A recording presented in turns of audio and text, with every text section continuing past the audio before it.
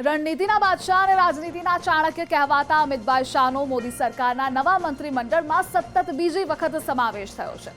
કાર્યકર્તાથી લઈ કેન્દ્રીય મંત્રી સુધીની તેમની રાજકીય સફર કઈ દિશામાં રહી તે જાણીએ।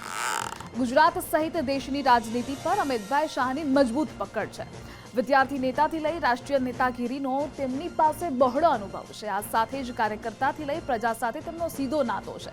આ ઉપરાંત કલમ 370 દૂર કરવા માટે જે રીતે તેમણે તખ્તો તૈયાર કર્યો હતો અને સફળતા મેળવી હતી તેની પણ નોંધ ચોક્કસથી નવા મંત્રીમંડળની અંદર લેવામાં આવે છે। તો સીમા સુરક્ષાથી લઈ સંસદીય મતક્ષેત્ર સુધી તેઓ સતત ચિંતા કરે છે। 2014માં તેઓ ભાજપના રાષ્ટ્રીય અધ્યક્ષ રહી ચૂક્યા તો 2019માં ગાંધીનગર લોકસભા બેઠક પરથી સાંસદ તરીકે ચૂંટાઈ આવ્યા બાદ કેન્દ્રીય ગૃહ અને સહકારિતા મંત્રી પણ રહી ચૂક્યા છે।